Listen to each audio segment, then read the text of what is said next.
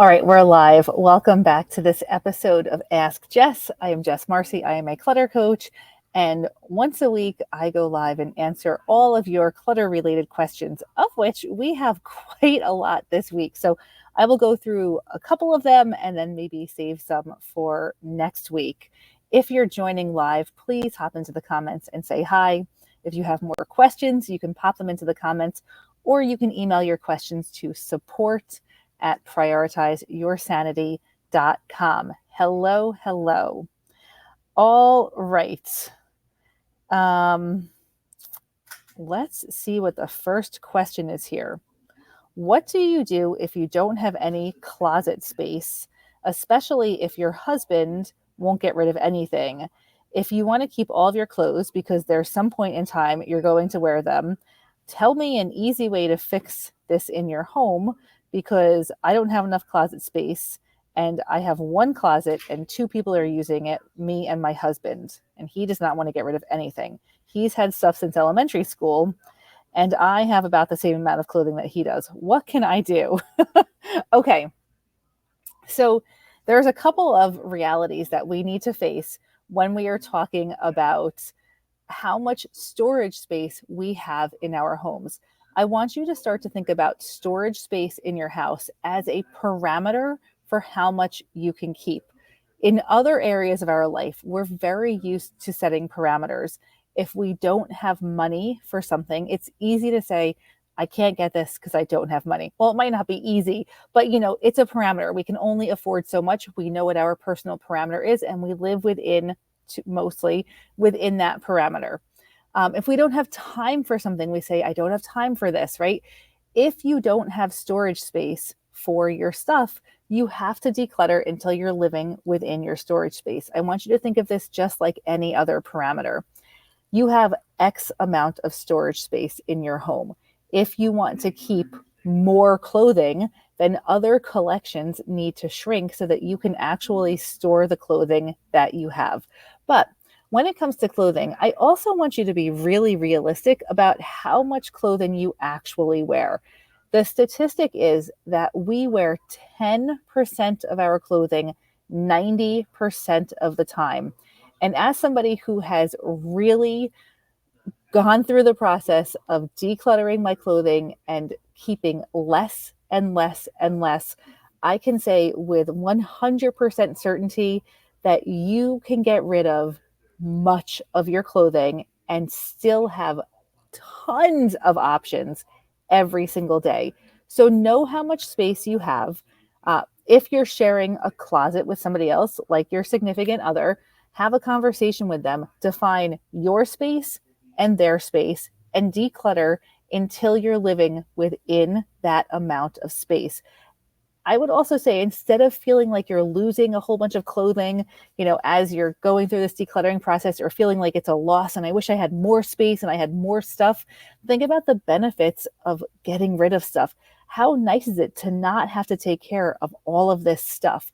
When it comes to clothing, it's really nice when you have less clothing because your laundry is so much easier. You can do laundry more frequently. You always have clean clothing to wear. You always know where your clothing is. It's just so much easier. So think about the benefits of letting go instead of having to let go or wanting more. Be happy with the space that you have. Think of it as a challenge to live within that space. And you can do it. There are people who live in tiny, tiny, tiny apartments all around the world and are thriving in that amount of space. And you can be thriving in that amount of space also. So be clear about how much space you have. Have a conversation with your significant other so you know exactly how much space you each have. Don't worry about what they're doing with their space. Focus on your space and declutter until you're living within that space. And just for reference, I'm definitely not a minimalist, but I have probably about 6 or 7 feet of hanging space and one dresser. All of my clothing, winter, spring, summer, fall, fits into that amount of space. And I have ample options every single day. So that's what I would say about clothing and space. Just know your amount of space that you have and enjoy the opportunity to live comfortably within that space.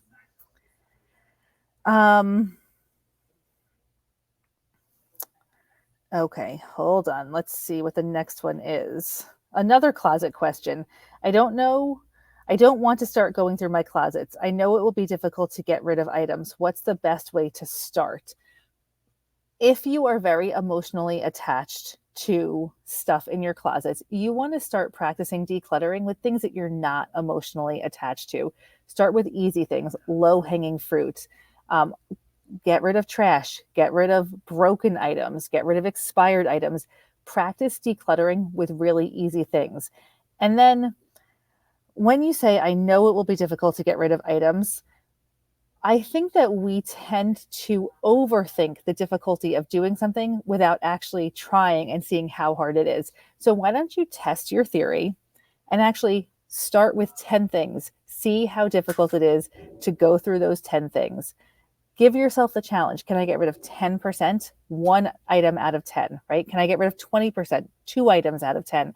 Break it down into smaller chunks and see if it really is as hard as you think it's going to be. The fear of making a difficult decision can hold us back from starting. So just start with a small amount of stuff and see if that fear is valid or not. Because sometimes it's way easier than you think it's going to be. And wouldn't that be nice if that's what it is? When you come to really difficult things, like truly cannot make a decision, put them aside. You don't need to deal with them today. Deal with the stuff that you can deal with first and foremost. Hello. So many people on here. Hello. There's a live viewer who also submitted a question. So let's jump to that.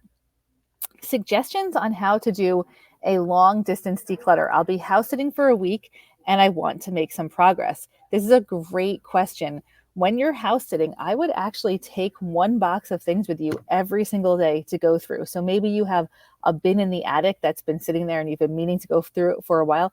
Pull it down, take it with you, and focus on just going through that stuff in somebody else's house.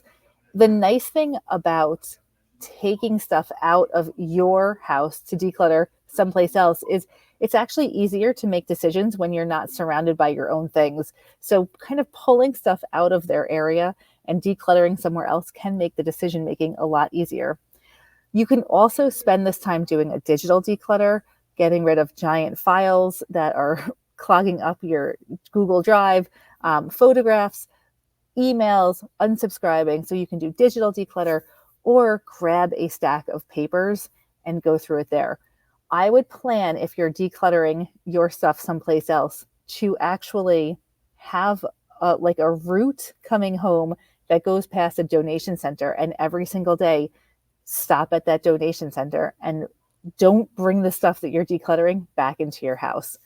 So kind of plan it so that you can let go of stuff on your ride home. Okay. It's so hard to let go of my things. Kitchen items, clothes, crafts I've made. Do you have any tips to make it easier? This is a very popular theme. How do I make it easier to declutter? So once again, we're going to start with things that are easy to begin with. Anything broken, anything that is, has a hole in it, that's old, that's threadbare. Let go of those things first. And then very slowly ease yourself into the more difficult things. Start with smaller amounts of time. And if you come across something super emotional, make sure that you give yourself the opportunity to experience the emotion.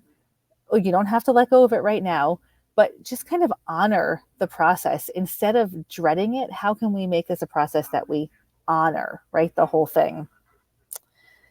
What do you do with all the paperwork? I need to see stuff from school or I forget what to do with the lunch menu and reminders and things that I need to see every day.